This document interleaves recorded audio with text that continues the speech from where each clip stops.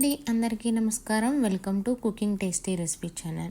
ఈరోజు ఎంతో సింపుల్గాను టేస్టీగా same restaurant style chicken fry అండి విత్ జ్యూసీగా ఎలా రావాలో ఈ వీడియోలో చూపిస్తున్నాను. ఈ వీడియోని చివరి వరకు చూసి అలాగే నచ్చిన వారైతే లైక్ చేసి సబ్స్క్రైబ్ చేసుకోండి. ముందుగా బాండీ పెట్టుకొని 3 లేదా 4 స్పూన్ల ఆయిల్ అనేది యాడ్ చేసుకోవాలి.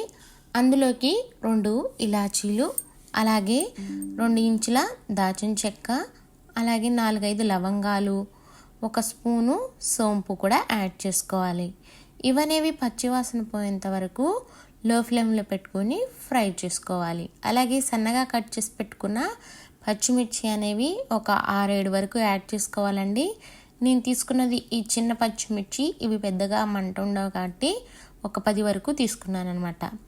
ఈ విధంగా పచ్చిమిర్చి యాడ్ చేసుకున్నాక పచ్చిమిర్చి అనేది లైట్గా వేడెక్కిన తర్వాత సన్నగా కట్ చేసి పెట్టుకున్న ఆనియన్స్ అనేవి ఒక 3 ఆనియన్స్ తీసుకున్నానండి. అవనేవి యాడ్ చేసుకోవాలి. ఈ విధంగా ఆనియన్ యాడ్ చేసిన తర్వాత మంటని మీడియం ఫ్లేమ్లో పెట్టుకొని ఆనియన్స్ అనేవి లైట్ పింక్ కలర్ చేంజ్ అయ్యే వరకు ఫ్రై చేసుకోవాలన్నమాట. మంటని మీడియం ఫ్లేమ్లో పెట్టుకొని పింక్ కలర్ చేంజ్ అయ్యే వరకు ఆనియన్స్ ఫ్రై చేసుకున్న తర్వాత ఇప్పుడు మనం అల్లం వెల్లిపాయ పేస్ట్ అనేది యాడ్ చేసుకుందామండి. పింక్ కలర్ చేంజ్ అయిన తర్వాతే జింజర్ గార్లిక్ పేస్ట్ అనేది యాడ్ చేయండి.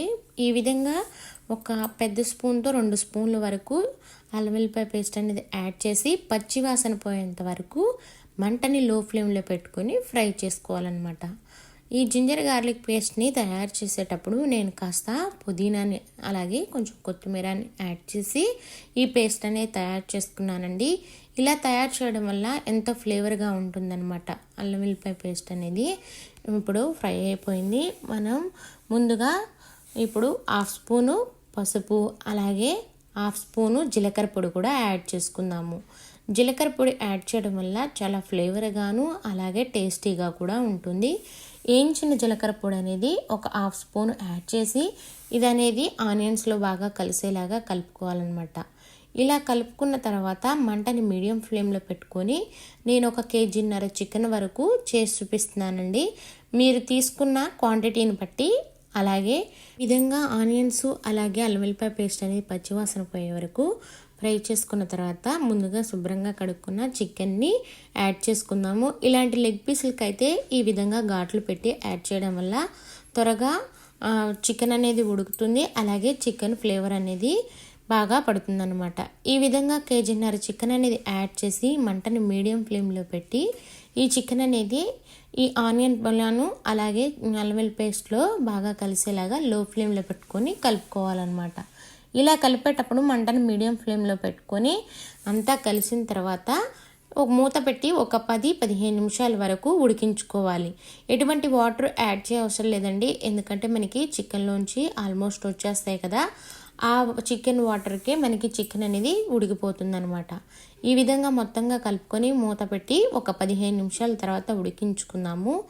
ఇప్పుడు ఒక 15 నిమిషాల తర్వాత చూసారు కదా ఎంత బాగా ఉడికిపోయిందో చికెన్ అనేది. ఉడికిన చికెన్ని మనం కాసేపు మూత తీసి ఒక 2 నిమిషాలు ఉడికించుకుంటే సరిపోతుందండి.